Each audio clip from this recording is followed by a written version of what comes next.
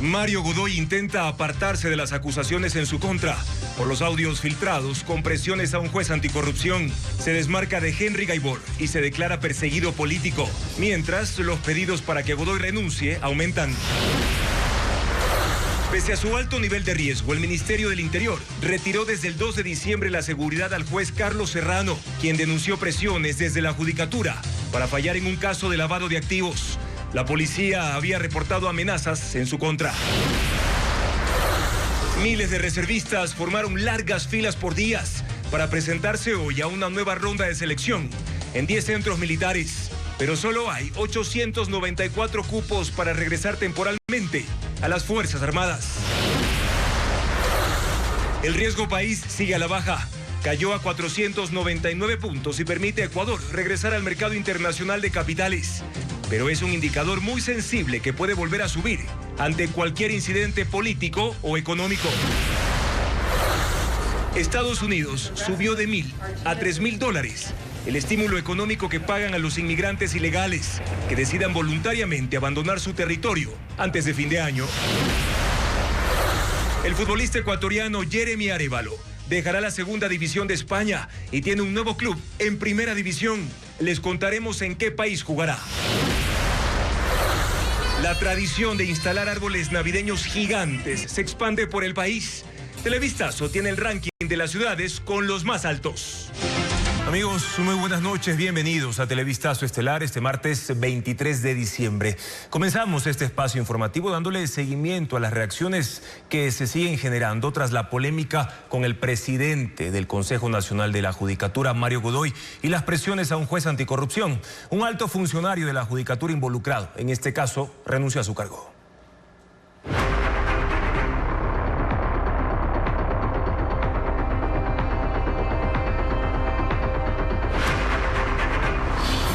Justicia. ¿Otra metida de mano?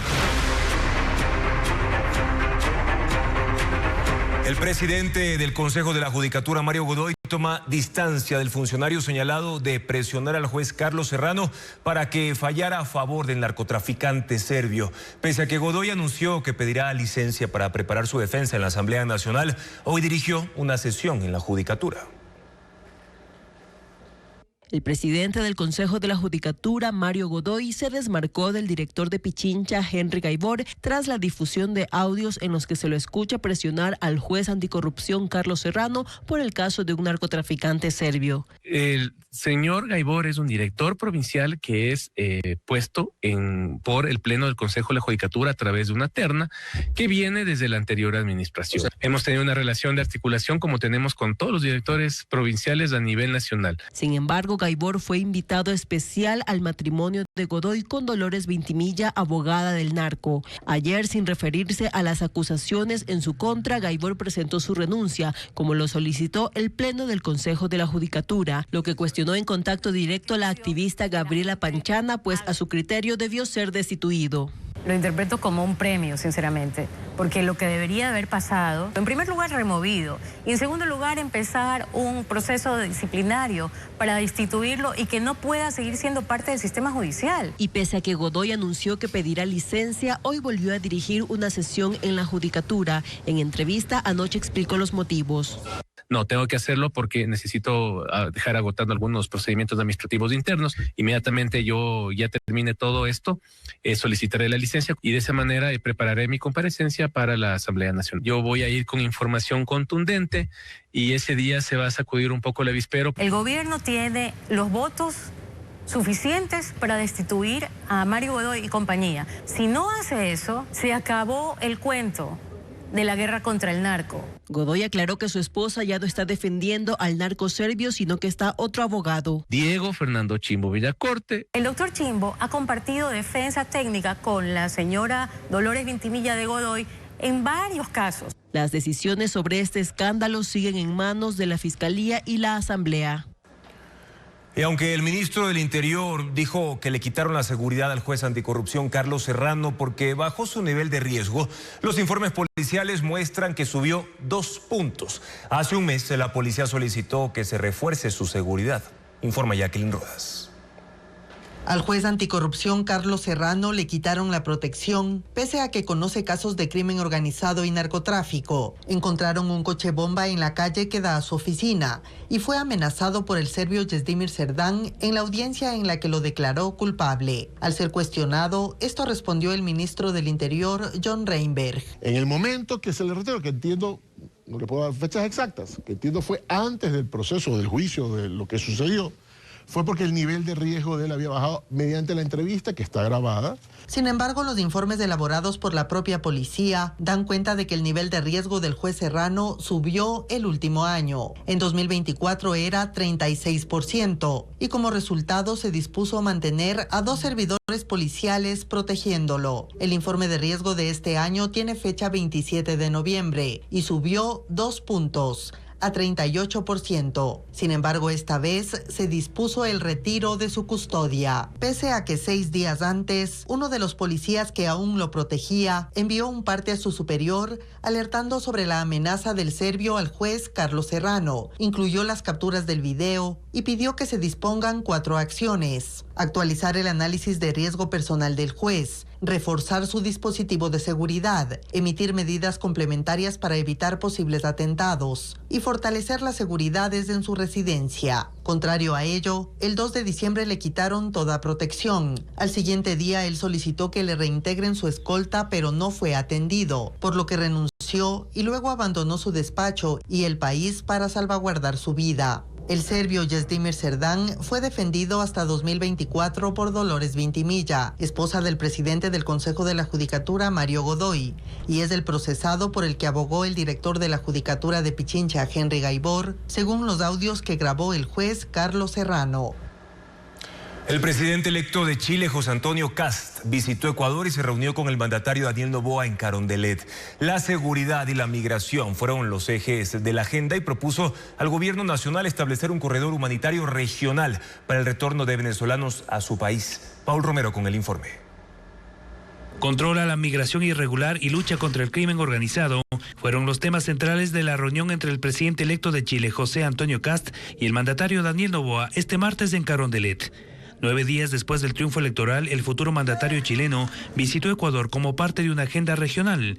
Llegó a las 11 de la mañana al Palacio de Gobierno, en donde se reunió de forma reservada con Noboa, el presidente de la Asamblea Niels Olsen, la canciller Gabriela Sommerfeld y ministros del Frente de Seguridad y Gobierno.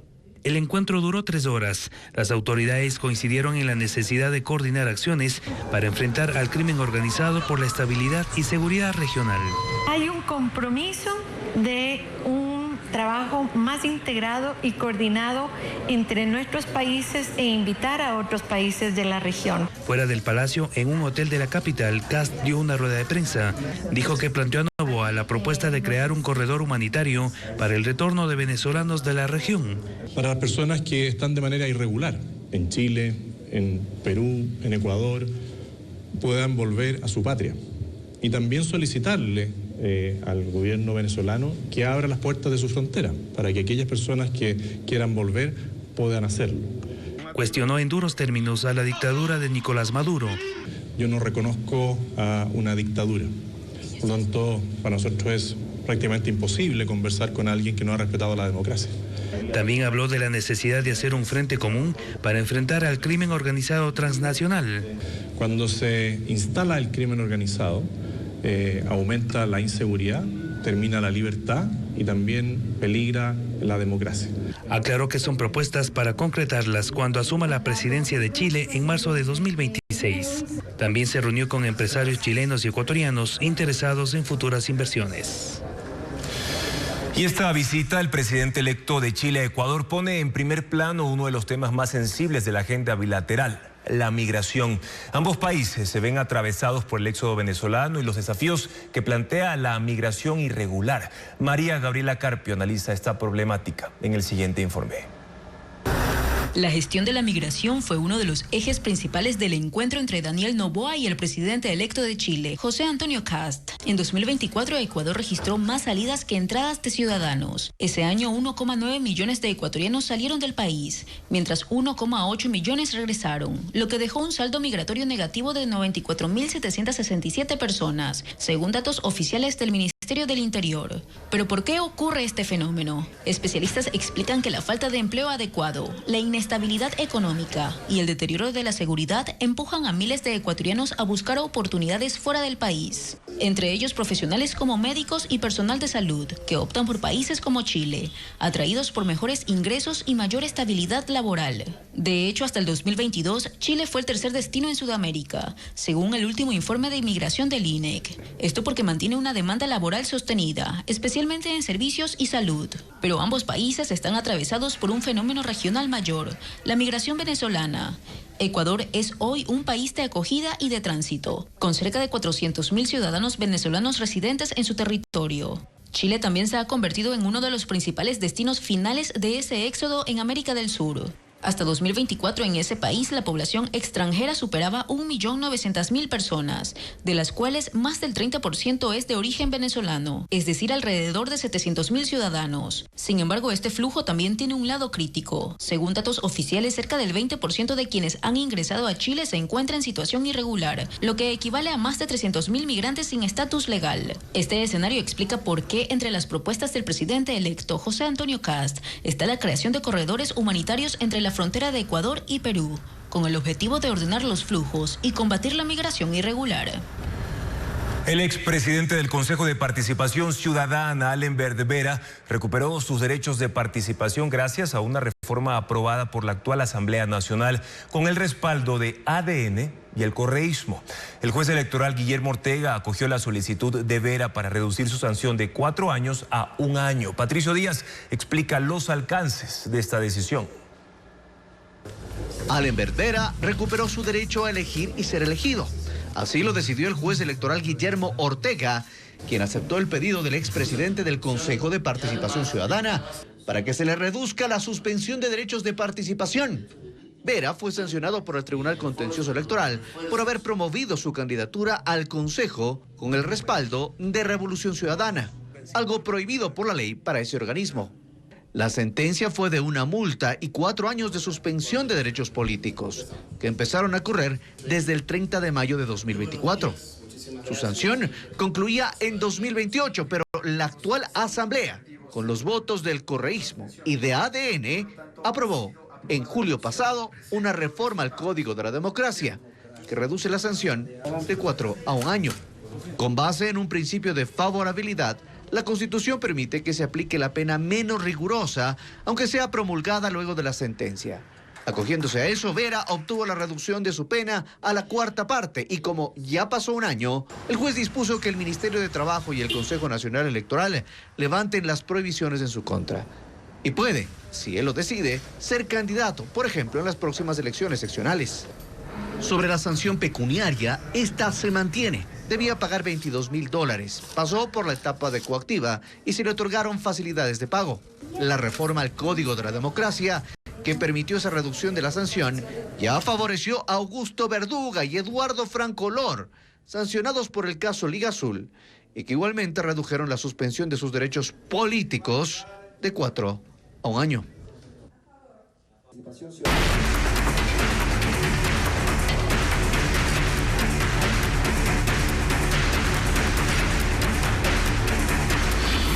Caso Malvinas. Hay cuentas pendientes. El caso de las Malvinas no concluye con la sentencia emitida ayer por un tribunal de Guayas. En Quito permanece abierta una investigación por secuestro con muerte de los niños. Además está pendiente el fallo de la Corte Constitucional sobre la figura de la desaparición forzada. Bessie Granja con el detalle de estos y otros procesos.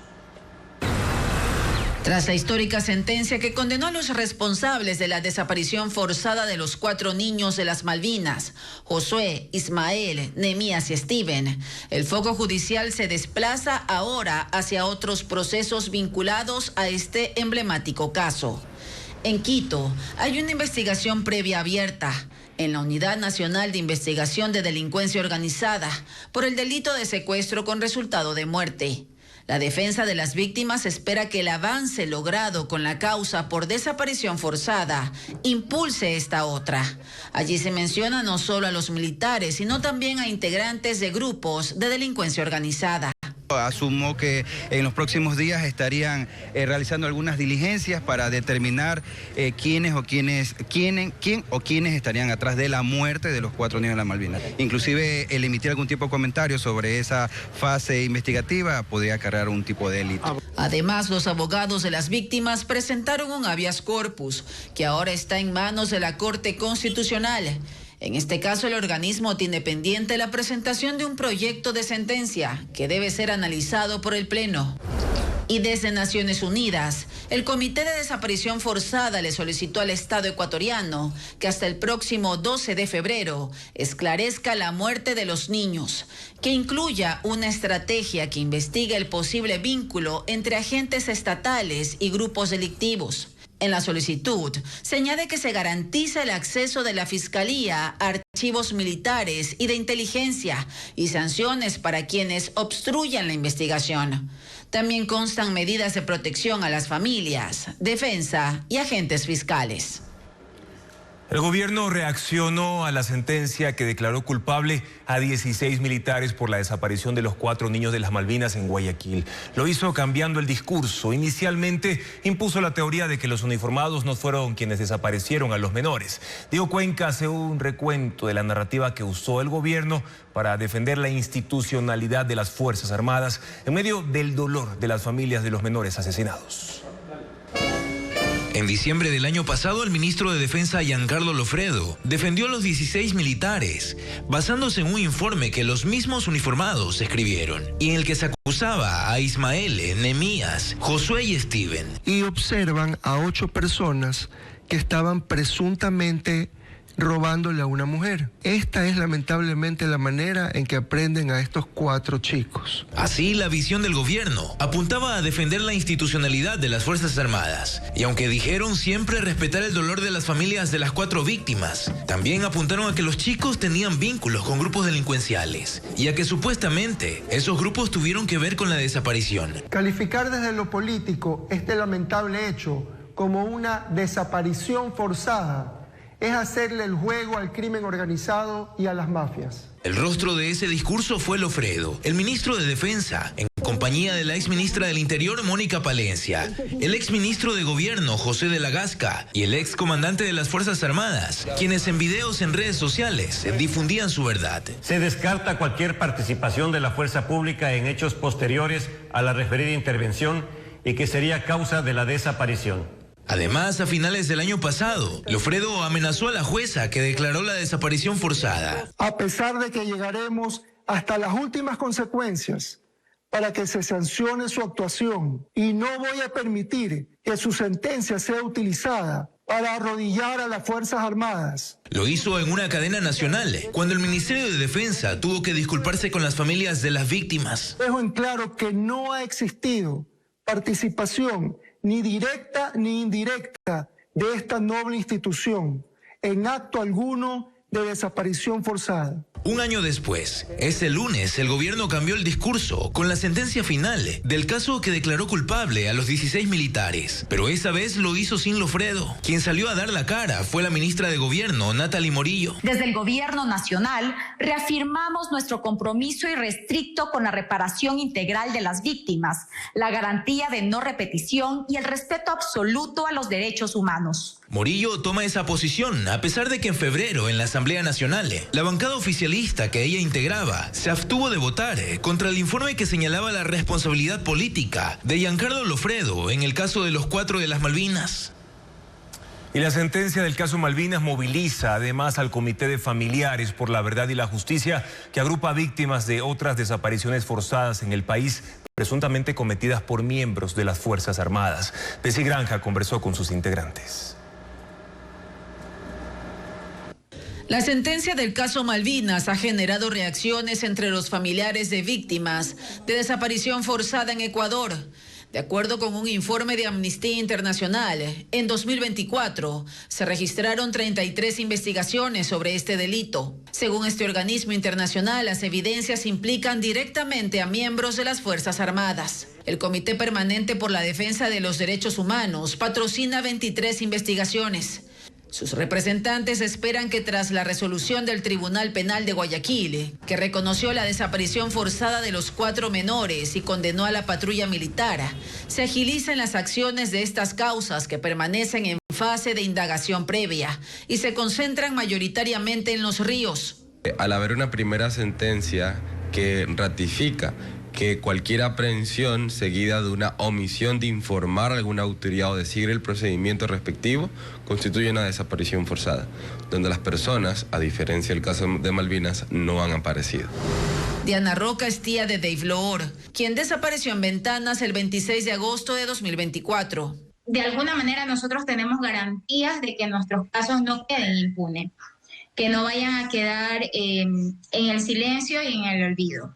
También se pronunciaron los familiares de Dalton Ruiz Tapia, desaparecido en octubre de 2024 en Babahoyo, según explican tras ser detenido por las Fuerzas Armadas. Me alegra mucho que la ministra de Gobierno diga que están dispuestos a colaborar, porque ya que existen más casos, se demuestre que tienen toda la actitud de colaborar. Así la lucha por la verdad y la justicia trasciende el caso Malvinas y se proyecta como un frente común de estas familias que luchan contra la impunidad.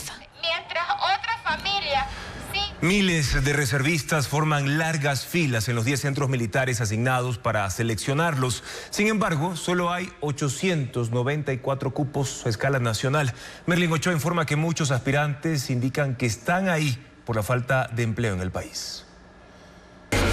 El proceso nacional de reclutamiento y reentrenamiento de reservistas Vanguardia 2 2025 arrancó a las 7 de la mañana de este martes, aunque desde hace varios días cientos de jóvenes ya se concentraban en la parte exterior de bases y centros de movilización del país. En Guayaquil, más de 1,000 aspirantes compiten por apenas 192 cupos, el contrato por un año y un ingreso cercano a $700 mensuales. Explican las largas filas, carpas improvisadas y noches a la intemperie. Los filtros son estrictos: antecedentes penales, exámenes médicos, psicológicos, psicosociales. Además, los tatuajes visibles pueden impedir la selección según las Fuerzas Armadas. Valen para separarlos, que sean visibles, que sean grandes y que estén relacionados con los GDO. La escena se repite a escala nacional. En Quito, aspirantes de distintas provincias llegaron desde la noche anterior y durmieron en los exteriores. De Santo Domingo, Los Áchilas. Sí. ¿Llegaste el día de hoy? No, el domingo, desde el domingo estamos aquí. En Cuenca, en la tercera división de Ejército Tarqui, unos 500 jóvenes de Azuay, Tungurahua, Loja, El Oro y Cañar arribaron incluso la noche previa, obligando el cierre de vías. Cuenca es una de las 3 sedes habilitadas para mujeres. Parte sí, no hay trabajo, pero también desde hace tiempo queremos otra vez vivir la emoción del ejército otra vez. En La Tacunga, cerca de 500 aspirantes llegaron desde 5 provincias al centro de movilización Cotopaxi. A escala nacional el cupo es limitado, solo se incorporarán 894 reservistas, 694 hombres y 200 mujeres de 19 a 40 años, y el resto no será calificado.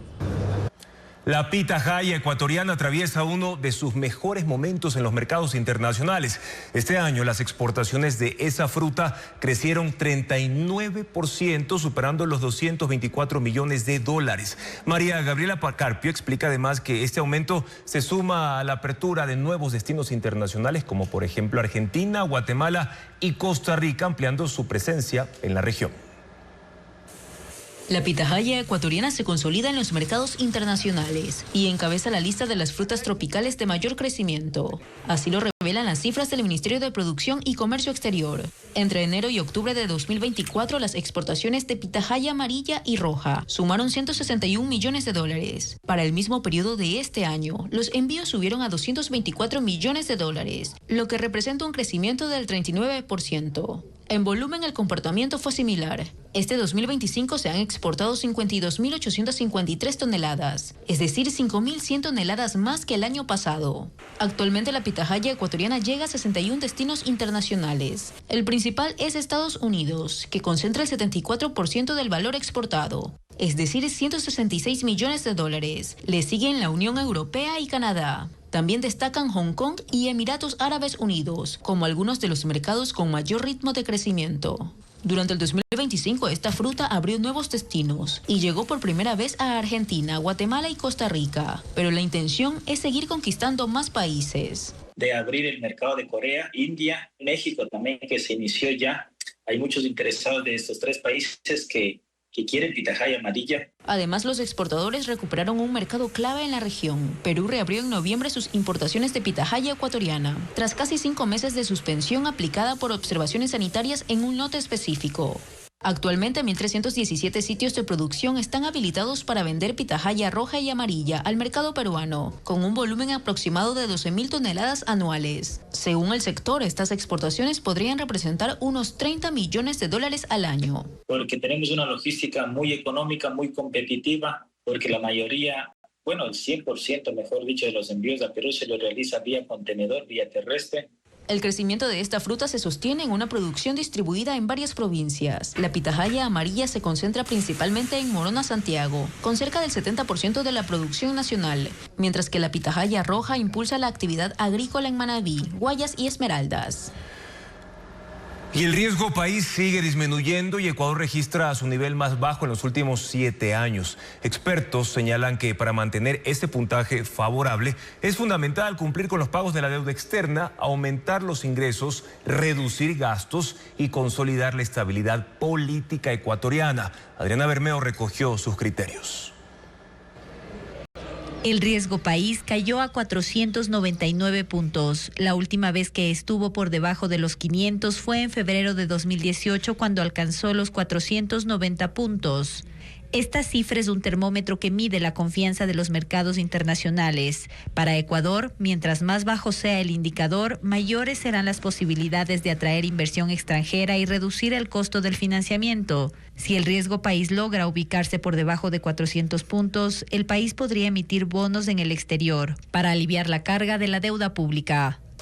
Aunque es una buena noticia la caída del riesgo país, se trata de una cifra altamente vulnerable, porque cualquier hecho económico, político o social la pone arriba. En octubre de 2019, cuando hubo 11 días de paro nacional, el riesgo país pasó de 667 puntos a 1.418. En marzo de 2020, por la pandemia, de 1.466 a 6.063 puntos. En junio de 2022, por el paro nacional de 18 días, el indicador que estaba en 853 alcanzó los 1.600 puntos. Las elecciones también provocan incrementos en el riesgo país. Son momentos de incertidumbre política, pero una vez que se conocen los resultados y si gana un candidato que se compromete a pagar la deuda externa, esa cifra disminuye. Cuando ganó Guillermo Lasso en abril de 2021, el riesgo país cayó 345 puntos y cuando fue electo Daniel Noboa en abril de este año, disminuyó 562 puntos. A pesar de que ganó el no en todas las preguntas de la última consulta popular, el riesgo país decreció 136 puntos. En la medida en que se perciba que nosotros no tenemos estabilidad en general, sea política, sea económica o sea de la naturaleza que fuese, esto de aquí se traduce en un mayor índice de riesgo país. Países como Perú, que pueden tener mucha incertidumbre política, pero mantienen cierto orden fiscal, tienen un riesgo país bastante menor al del Ecuador. Entonces el Ecuador, para poder mantener esta tendencia, debería seguir consolidando sus finanzas públicas. Si bien el riesgo país de Ecuador disminuyó más de 1.300 puntos desde abril de este año, aún no se iguala a otros países de la región, como Perú, que a la fecha registra 128 puntos, Colombia 263, Brasil 198 y Chile 89. Este indicador se calcula comparando la tasa de interés que pagan los bonos de un país con la de los bonos del Tesoro de Estados Unidos, que son considerados los más seguros del mundo. Seguimos con más. Una nueva masacre se registró ayer en Manabí. 5 hombres y una mujer embarazada fueron asesinados en la parroquia San Isidro. Pero de este tema vamos a hablarles más adelante. Ahora justamente estamos comentando sobre también la pirotecnia en uno de los puntos importantes donde se produce la fabricación de este tipo de elementos con los que también hay que tener mucho cuidado. Sin embargo, también dinamiza la economía, sobre todo en estas fiestas de Navidad y fin de año. Vamos a verlo.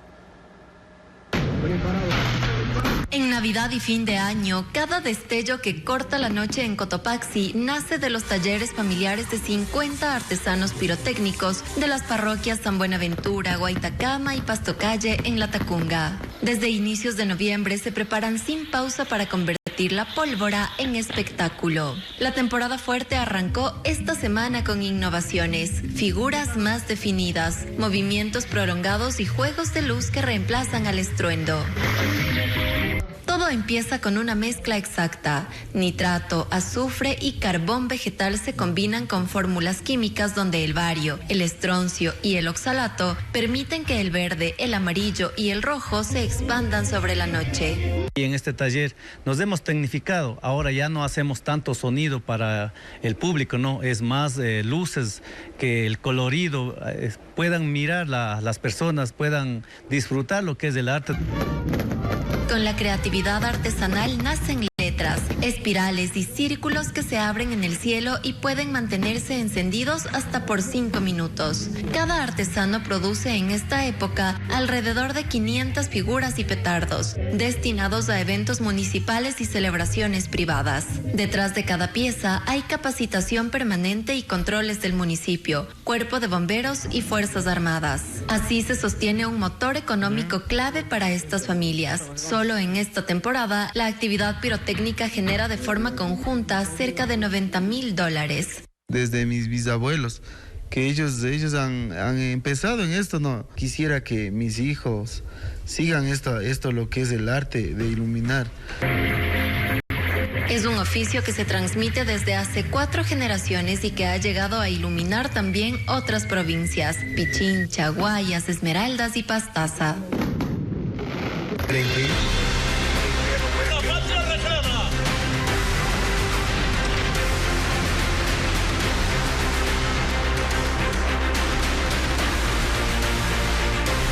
Mundo.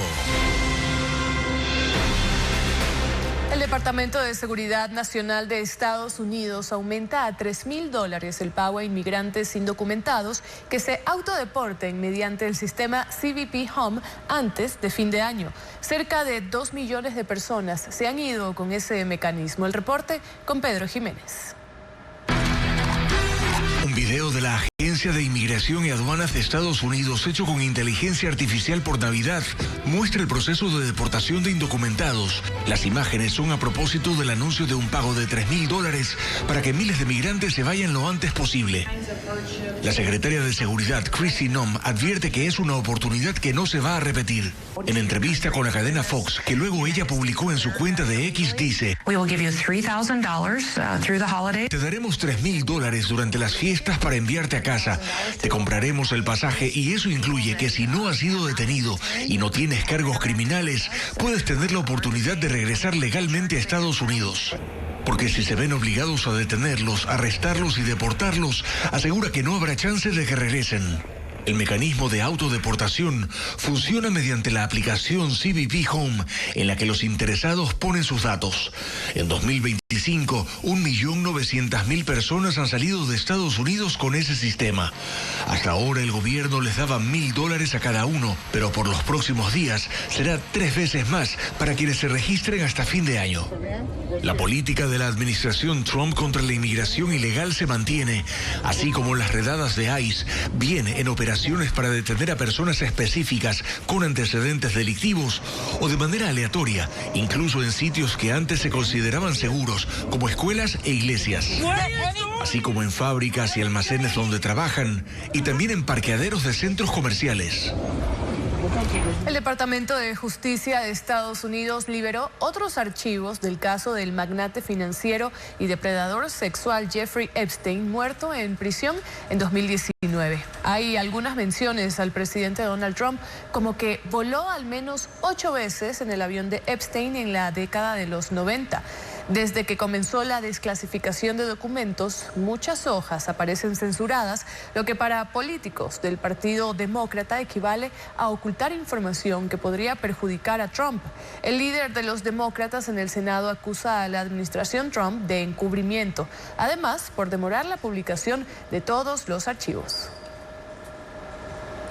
El presidente de Estados Unidos, Donald Trump, dijo que sería inteligente que Nicolás Maduro abandonara el poder en medio de su campaña de presión contra Venezuela. Trump aseguró que el bloqueo continuará y que se quedará con los buques que incaute y el petróleo que lleven. El régimen venezolano insiste en que es un acto de piratería. Para el régimen de Nicolás Maduro, la incautación de barcos por parte de Estados Unidos es un robo y un acto de piratería. Sus seguidores recorrieron las calles de Caracas ayer para denunciar a la administración Trump y apoyar una ley que garantiza las libertades de navegación y comercio marítimo. La asamblea, controlada por Maduro, aprobó por unanimidad el proyecto, que castiga con hasta 20 años de cárcel a quienes colaboren con el bloqueo al comercio venezolano. La Cancillería también ha denunciado las acciones de Estados Unidos. Sostiene que el bloqueo tendrá un impacto global. Afectarán el suministro de petróleo y energía, incrementarán la inestabilidad de los mercados internacionales, golpearán las economías de América Latina y el Caribe y el mundo. Pero Donald Trump no retrocede ante las acusaciones. Sostiene que se quedará con los buques sancionados que sean incautados y con el petróleo que transportan. Quizás lo vendamos, quizás lo conservemos, quizás lo usemos en reservas estratégicas. Lo conservaremos y también conservaremos los barcos, dijo. Sobre Nicolás Maduro, admitió que uno de sus objetivos es sacarlo del poder. Depende de él lo que quiera hacer. Lo más inteligente para Maduro sería irse. Hace una semana, Trump oficializó su cambio de estrategia en el Caribe, apuntando directamente contra el petróleo de Venezuela. Campesinos, mineros y sindicatos de trabajadores protestan en Bolivia por la eliminación del subsidio a los combustibles. Los manifestantes marcharon por las calles de La Paz para exigir que se derogue la medida que ha provocado el alza de los precios del diésel y la gasolina a más del doble. En las carreteras que conectan la ciudad con otros departamentos se registraron bloqueos y se esperan más movilizaciones por el incremento arbitrario en el pasaje del transporte público por parte de los conductores. El presidente boliviano, Rodrigo Paz Pereira, llamó al diálogo, pero descartó echar para atrás el decreto. Y Japón autorizó la reactivación de la central nuclear más grande del mundo tras casi 15 años de paralización por el desastre de Fukushima. La asamblea de la prefectura de Niigata aprobó la reanudación de 2 de los 7 reactores de la planta ubicada a 220 kilómetros al noroeste de Tokio.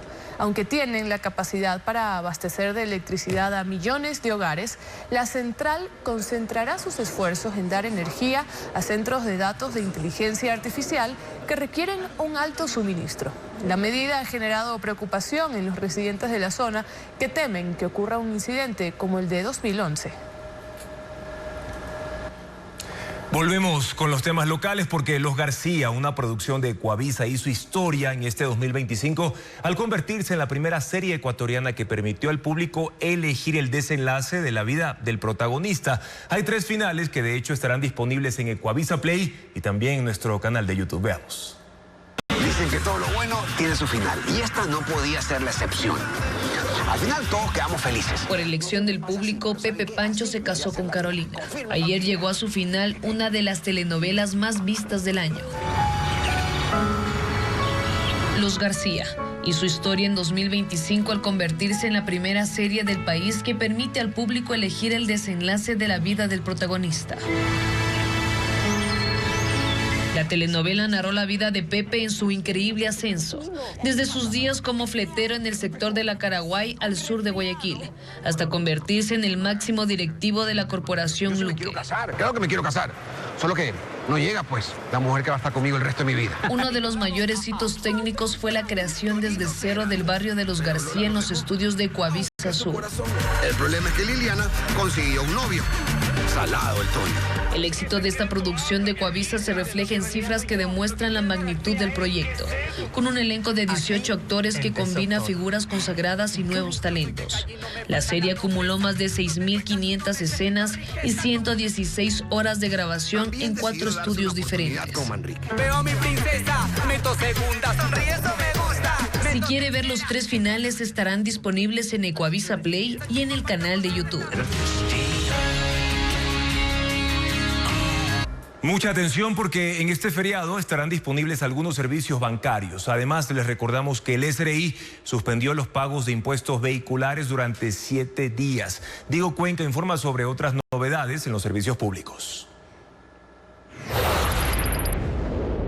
La Asociación de Bancos del Ecuador, en un comunicado, indicó que durante el feriado de Navidad de este jueves 25 de diciembre, el sistema bancario estará activo para las transacciones financieras a escala nacional. Las entidades bancarias privadas ofrecerán sus servicios a través de sus aplicaciones móviles y también en los cajeros automáticos que estarán disponibles para retiros y depósitos. Además, estarán laborando los corresponsales no bancarios, que son las tiendas, farmacias, supermercados y otros locales comerciales, donde los usuarios pueden hacer transferencias, retiros y pagos. El Servicio de Rentas Internas SRI anunció que los trámites relacionados con el pago de impuestos vehiculares del 2026 se suspenderán temporalmente desde el 1 hasta el 7 de enero. La paralización de ese servicio ocurre por un proceso de actualización y configuración del sistema para la recaudación de esos impuestos. Esta medida aplica también para los pagos del impuesto anual a la propiedad de vehículos y al 1% a la compra de vehículos usados. Los servicios se retomarán desde el 8 de enero a escala nacional. En Quito, los centros de revisión técnica vehicular funcionarán hasta las 5 de la tarde del sábado 27 de diciembre. Así lo informó la Agencia Metropolitana de Tránsito de la capital. Esa medida ocurre por el cierre fiscal de 2025, que se realizará el 28 de diciembre. La autoridad pide realizar la revisión técnica vehicular porque es un requisito obligatorio para la matriculación y circulación de los carros. Mientras que en Guayaquil, los horarios de atención se modifican solo para Navidad y fin de año. La revisión técnica el 24 y 31 de diciembre será desde las 7 de la mañana hasta las 3 de la tarde. El 5 de diciembre se cumplió un año desde que la Corte Constitucional determinó que la empresa Furukawa mantuvo prácticas de esclavitud. Los 342 trabajadores aún no reciben las indemnizaciones que exige la justicia. Diego Puente estuvo en Santo Domingo y relata que, desesperados, algunos hacen guardia en los exteriores de las haciendas. La alegría que sintieron los trabajadores y extrabajadores de Furukawa hace un año por su victoria judicial, hoy es frustración, incertidumbre y tristeza. La Corte Constitucional dio la razón a 342 afectados y estableció que en las haciendas de esa empresa se cometieron prácticas similares a la esclavitud durante décadas. Ordenó una compensación económica. De los afectados, unos 20 se instalaron en el ingreso a una de las haciendas en el kilómetro 30 de la vía Santo Domingo-Quevedo. Es una medida, dicen, desesperada y pacífica para que el país conozca que la reparación no se ha cumplido. Entre ellos está Jenny Enríquez, que trabajó desde los 13 años en las plantaciones de Abacá. Ya no tiene dinero, fue desalojada de su casa y vive con su hijo en una carpa. Él ya no acude a clases porque no tienen para sus pasajes. Ella no sabe cómo explicar esta situación a su hijo. Y él también se ha puesto a llorar. La Corte Constitucional reconoció que la empresa no ofrecía en sus campamentos servicios higiénicos, luz, agua potable o servicios de salud y educación. Cristian perdió su pierna derecha al ser mordido por una serpiente cuando regresaba del monte, tras hacer sus necesidades. Esperó 4 días para ser atendido en un hospital público. Le pusieron platinas y cuenta que la empresa lo obligó a regresar apenas le dieron de alta. La empresa a mí no me paró bola. Cuando yo más necesitaba apoyo de ellos me dieron la espalda. Según la plataforma Furukawa Nunca Más, 9 de los denunciantes han fallecido el último año, esperando el dinero de la sentencia. Cada uno debe recibir $120,000. Televistazo buscó a los representantes de Furukawa, visitó las oficinas en Santo Domingo de los Áchilas y llamó a los números de la página web, pero no hubo una respuesta. En otras publicaciones, los representantes indicaron que no tienen el capital suficiente y solicitaron el levantamiento de la prohibición de enajenar sus bienes para obtener el dinero. En una modulación de pago que consta en este documento de la CEDU, indican que cumplir la sentencia demorará 98 años. Que nos entreguen estas tierras a nosotros, porque nosotros sabemos cultivarlas. Los ex trabajadores no abandonarán el ingreso a la hacienda. Quieren que después de haber vivido décadas en plantaciones sin ningún derecho laboral, la sentencia que los reconoció como víctimas se cumpla.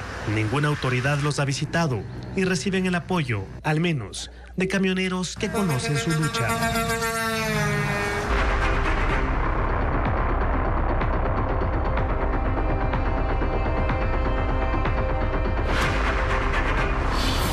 Justicia. ¿Otra metida de mano?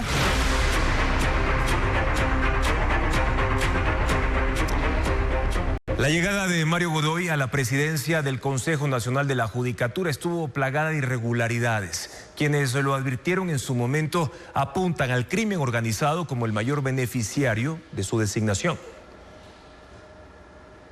Dos mayorías políticas operando en el Consejo de Participación Ciudadana en momentos diferentes fueron las responsables de designar a Mario Godoy como titular del Consejo de la Judicatura. La Liga Azul del Correísmo en julio de 2024 y el oficialismo con Andrés Fantoni a la cabeza en septiembre de este año. El último proceso de selección en el que se lo ratificó como presidente por 6 años obvió 17 impugnaciones en contra de los candidatos, la mayoría contra Godoy. En su momento, el postulante Juan Carlos Benalcázar advirtió que de ser elegido Mario Godoy, el Consejo de la Judicatura terminaría en caos. La realidad no fue distinta. No es la primera vez que defiende su grupo, su bufet, sus allegados cercanos a narcotraficantes. Me llamó mucho la atención que la Asamblea Nacional, que pudo haber conocido esto porque eran declaraciones públicas, no se preocupó por iniciar un proceso de fiscalización a esta designación. Durante la exposición de los planes de trabajo, Benalcázar afirmó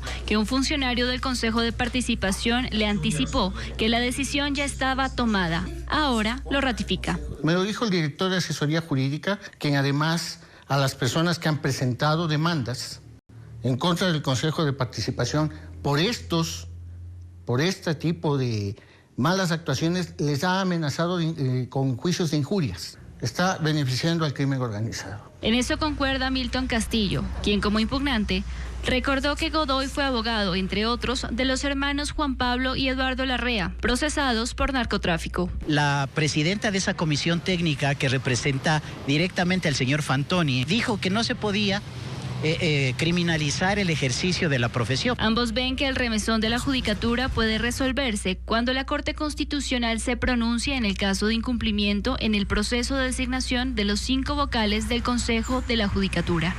La causa fue sorteada a la jueza Claudia Salgado. Ahora, ¿por qué altos funcionarios de la Judicatura intentaban influir en un delincuente considerado de alto valor en Ecuador y Alemania? Es una pregunta que aún no tiene respuesta. Gesdimir Cerdán ha sido condenado 2 veces en Ecuador. La primera sentencia no fue cumplida y 2 jueces lo pusieron en libertad en el año 2019. Ahora enfrenta una segunda sentencia por 10 años y está en el centro de la actual polémica judicial. Veamos. Las insistentes llamadas a uno de los jueces para que revise el criterio de la defensa de Gesdimir Cerdán por ahora dejan fuera de la función pública a Henry Gaibor, amigo y colaborador de Mario Godoy, el presidente de la Judicatura. Pero no es la primera vez que un funcionario judicial se ocupa y preocupa de la sentencia de Cerdán. En 2020, el juez Cristian Fabián Roca y Jorge Alexander Martínez Olivares se encargaron de reducirle la pena de 17 años a 4. Pero además, lo pusieron en libertad. Los 2 jueces fueron destituidos, pero Martínez Olivares volvió a la función judicial. Ahora es Henry Gaibor quien deberá aclarar por qué le preocupa tanto el caso de un delincuente de alto valor y quién le pidió interceder ante el juez. Cerdán está preso otra vez desde noviembre del 2024. La policía alemana junto a la policía de Ecuador localizaron los ilícitos negocios a los que estaba dedicado. Al lavado de dinero del narcotráfico a través de empresas fachada, según la policía ecuatoriana. Recibiendo transferencias millonarias desde empresas en Eslovaquia y Croacia durante los años que fluctúa entre 2020 y el 2023 por más de 4.3 millones de dólares. Dinero que según la Fiscalía invirtió en la adquisición de terrenos y la implementación de una camaronera y la compra de bienes en Guayaquil, Santa Elena y Cuenca, dándole apariencia de legalidad al dinero del narcotráfico. En Europa, Cerdán era considerado un cabecilla que logró ingresar 10 toneladas de droga desde nuestro país. El ex editor de Euronews, Alberto Phillips, en su canal de documentales, explicó cómo las mafias extranjeras usan al Ecuador para los envíos de cocaína hacia el puerto de Amberes en Bélgica y Hamburgo en Alemania. ¿De dónde viene? Principalmente de Colombia, pero la ruta es estratégica. Va primero a Ecuador, especialmente al puerto de Guayaquil, y desde ahí viene directamente a Amberes. Cocaína dentro de troncos de madera, dentro de piñas vaciadas. dentro de la estructura misma de los contenedores, dentro de bananas. A Cerdán, Fiscalía le allanó 19 propiedades, le incautó 10 vehículos, 25 armas de fuego, $44,000 en efectivo y las empresas fachadas están cerradas. Hoy Cerdán tiene una sentencia de 10 años.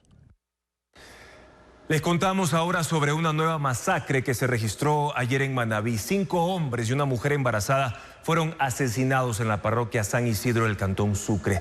Además, en Manta acribillaron a un comerciante de quesos y en Puerto Viejo mataron a un policía retirado. A continuación, los detalles de estos hechos delictivos. Los 3 distritos más violentos de Manabí sumaron 9 fallecidos en menos de 5 horas ayer lunes. El principal hecho tuvo lugar pasadas las 3 de la tarde en la parroquia San Isidro del Cantón Sucre. Allí 5 hombres y una mujer embarazada fueron acribillados en las inmediaciones de una cantera en el sector conocido como Chimborazo, hasta donde llegaron sicarios vestidos con prendas tácticas. A la zona arribó el personal de criminalística que solo hizo el levantamiento de 3 cadáveres, porque los otros fueron llevados por sus familiares. Entre las víctimas hay un maquinista del municipio de Sucre. Pero la violencia marcó la pauta desde más temprano. En Manta eran pasadas las 11 de la mañana cuando se conoció que un comerciante de 33 años fue asesinado en su puesto de venta de queso en los módulos del Nuevo Tarqui. Mientras en Puerto Viejo a la 1:15 de la tarde se encendieron las alertas porque un policía retirado que ejercía su profesión de abogado fue atacado por 2 sicarios que se movilizaban en moto y que llegaron a llamarlo a su oficina. Cuando la víctima salió a atenderlos, le dispararon a quemarropa.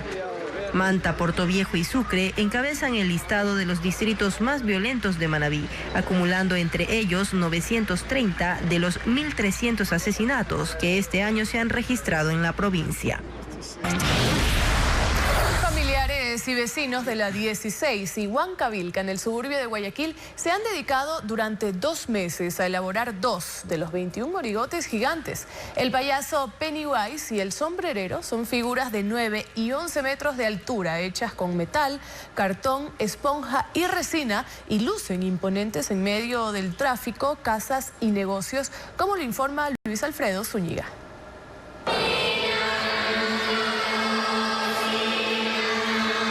El suspenso y el terror que provoca el payaso Pennywise se combinan en una misma esquina con la locura y excentricidad del sombrerero loco.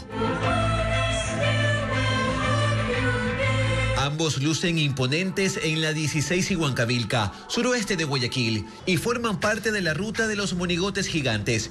Carlos Gómez, de 28 años, y sus hermanos son los creadores del payaso que protagoniza la película It. Desde hace más de 2 meses han salido de su jornada como pintores para iniciar su otro trabajo, pues les ha tomado horas de esfuerzo, aunque ellos lo ven más como una tradición y pasión que les permite mostrar su creatividad. Hoy ahí a las 7 de la noche, ya vengo a hacer hasta las 12, me quedaba de la noche, avanzando poco a poco.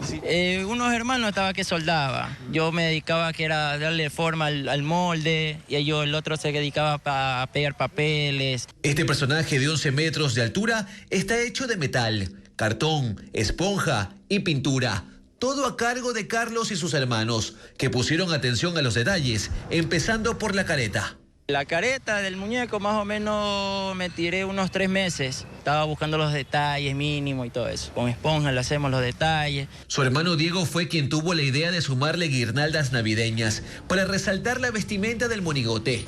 Pero no termina ahí. Se sumará una cámara de humo y luces para los miles que lleguen a tomarse una foto. Algo similar a lo que pasará con el monigote gigante del sombrerero loco. Este personaje de Alicia en el País de las Maravillas tiene 9 metros de altura y su creación empezó en octubre, a cargo de Fausto Meregildo. Desde el año pasado había decidido construirlo. Los colores extravagantes en la pintura y los detalles en el rostro, como el cabello hecho de esponja y tela tricón, le dan realismo al personaje. Se suma el gato, que también aparece en la historia, y para recrear su pelaje se utilizó cuerda tostada. Personajes que la noche de este lunes empezarán a exhibir sus luces. Carlos Gómez dice que entre vecinos y familiares se ayudaron para armar los monigotes de esa cuadra. La ruta de los gigantes se mantendrá hasta el 11 de enero.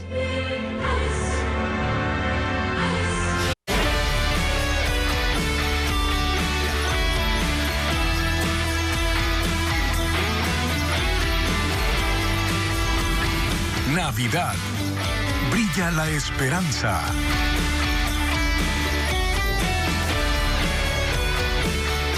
Nacimientos pintados en piedras del río y renos hechos de madera son parte de las obras que elaboran artesanos del país para este mes. Usan su creatividad y la destreza de sus manos para aumentar sus ventas en la época navideña. Informa Luis Alfredo Zúñiga. Encontrar a Katy Vega en las orillas del río Tomebamba en Cuenca es común en diciembre. Camina junto a su hija y recoge las que considera las mejores piedras.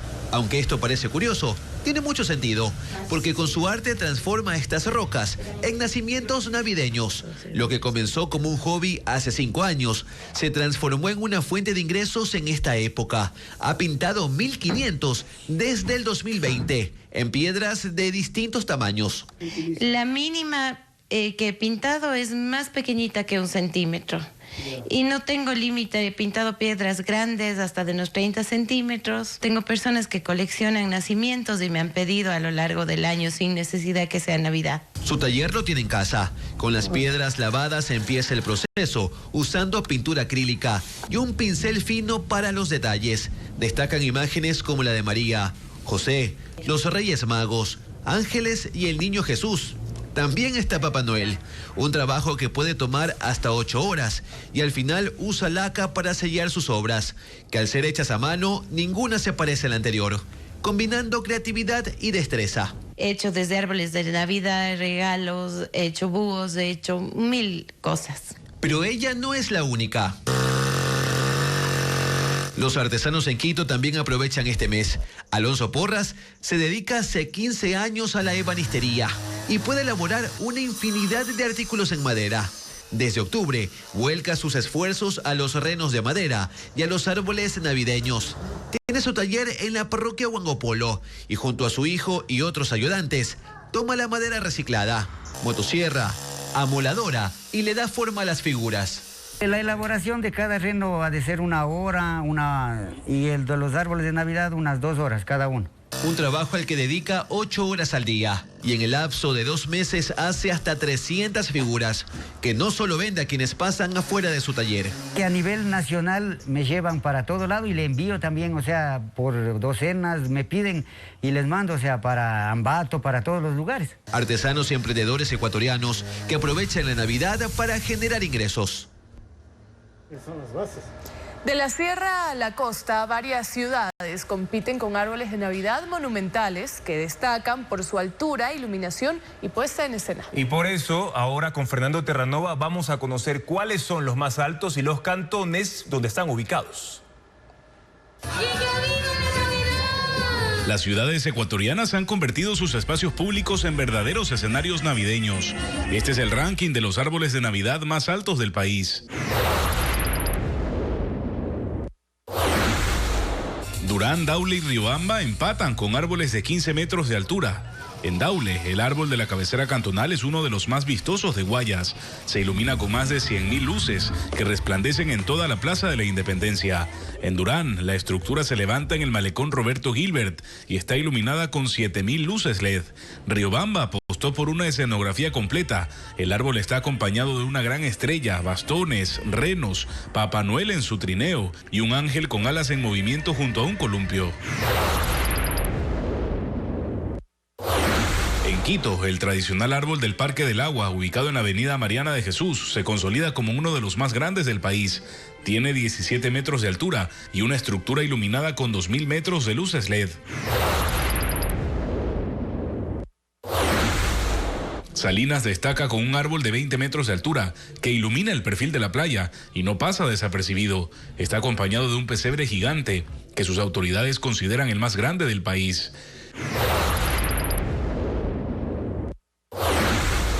En Manta, el megaparque centenario Agustín Intriago alberga el árbol de Navidad más grande de la provincia de Manabí. La estructura mide 25 metros de altura y su iluminación festiva en tonos neón es visible desde gran parte de la ciudad.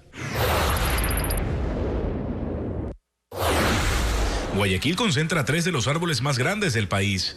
El del Malecón Simón Bolívar alcanza los 23 metros de altura.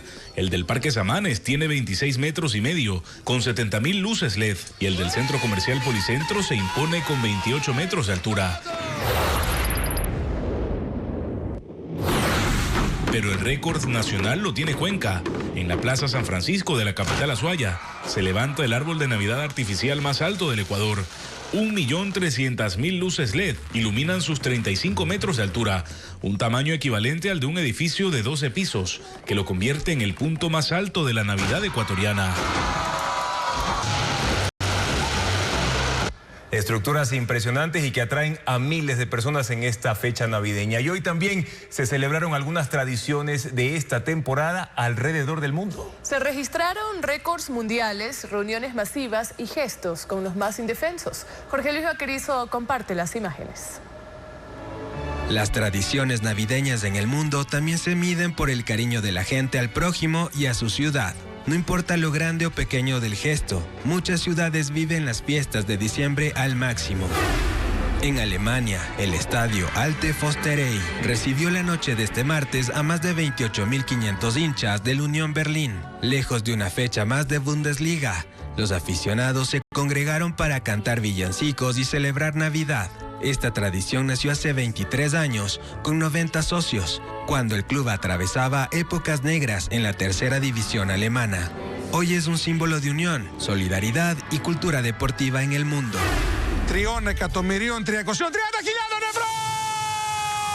En Grecia, el gran teletón de ANT1 logró un récord de recaudación millonario en menos de 24 horas. Los fondos recaudados irán directo a 5 fundaciones infantiles en esta Navidad.